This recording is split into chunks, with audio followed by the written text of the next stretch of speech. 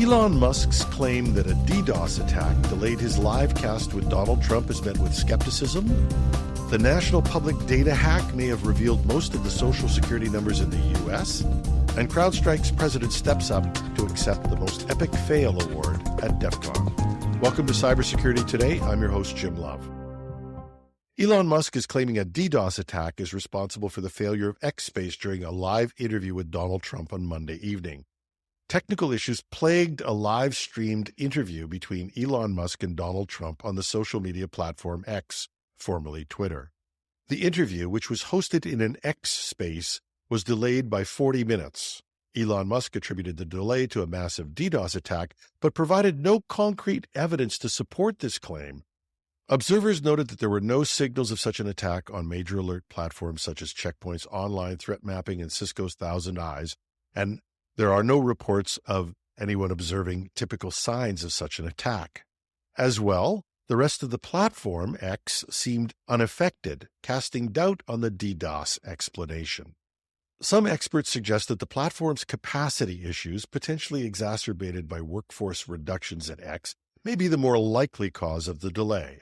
As you may recall, Musk slashed his technical workforce in an attempt to reduce costs as X's revenues plummeted when advertisers abandoned the platform in droves after his takeover. Although Trump claimed during the broadcast that 60 million were watching the stream, the best estimates are that the interview eventually started with an audience of around 1.1 to 1.3 million potential listeners, which is a big drop from what Trump could get on traditional friendly media like Fox News. Now, this is not the first time X's technical capabilities have been challenged. There have been issues with other high-profile events on the platform, including Ron DeSantis' campaign launch in 2023, which also faced significant technical challenges.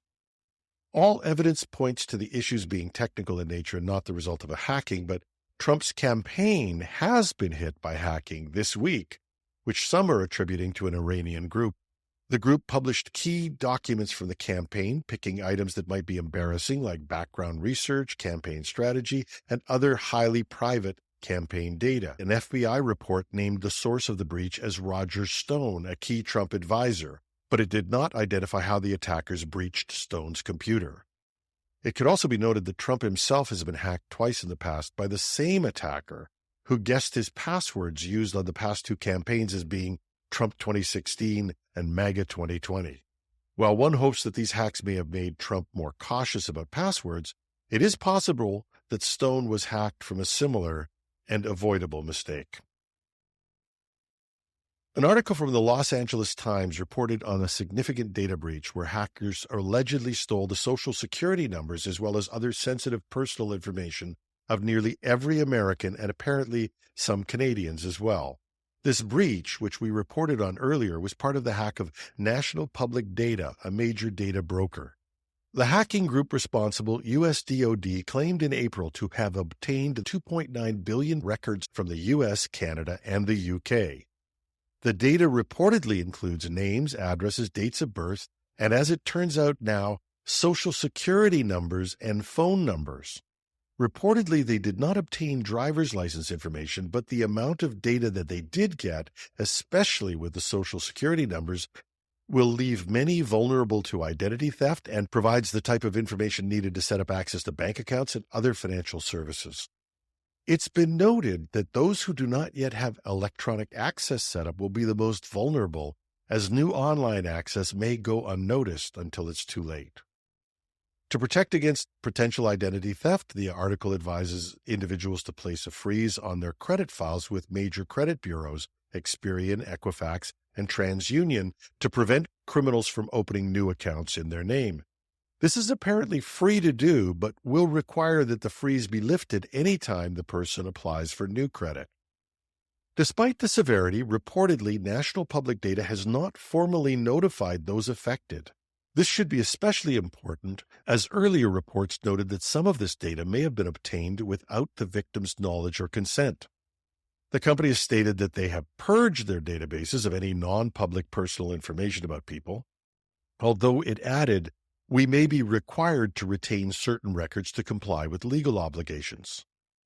While the story broke due to a potential lawsuit, one hopes that the regulators and legislators will take this as a wake-up call, given that national public data is only one of a growing number of data brokers that have amassed a great deal of information, again, often without user consent or even awareness.